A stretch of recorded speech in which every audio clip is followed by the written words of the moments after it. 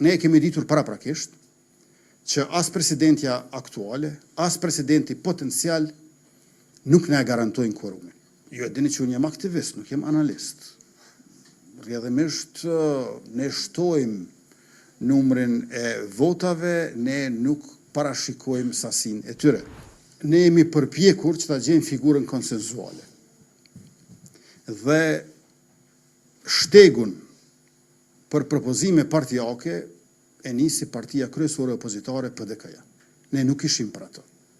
Po kur na u tha neve që mund të bëhen veç se propozimet partive dhe afrohej afati kur ne duhet ta jepnim së paku një propozim, ne erdhëm tek emri i Glauku Njuftës, që unë besoj ka qenë vendim i duhur e i drejt i kryesisë lëvizjes vetëvendosje.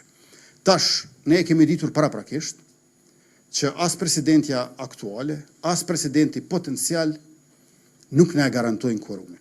E kemi ditur. Kjo u pa mbrëm me ata 66 deputet. Dhe në këtë situatë ne kemi bashkëpunuar me parti tjera. Dhe kjo është arsyeja kryesore pse ne kemi vepruar ashtu siç kemi vepruar dhe në fund erdhëm në situatën ku nuk ishte kandidate edhe presidentja aktuale. Në anën tjetër, ju e dini që unë jam aktivist, nuk jam analist. Rrjedhimisht ne shtojmë numrin e votave, ne nuk parashikojmë sasin e tyre. Në këtë kuptim, sa herë ka fushat zgjedhore, jemi ne aty, por unë nuk besoj që kemi një krizë të tillë institucionale, e cila tash në mënyrë të detyrueshme na shpije në zgjedhje të reja.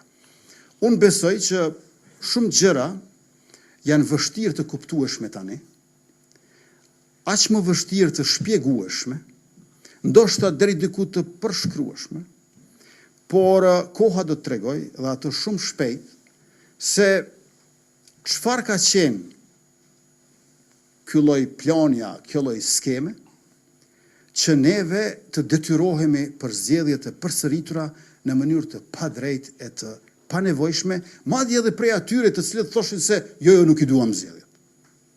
Ju po e shihni tash se lëvizja vetëvendosje, unë si kryetare, kryeministër, jam i vetmi në fakt që nuk jam për zgjedhje të reja.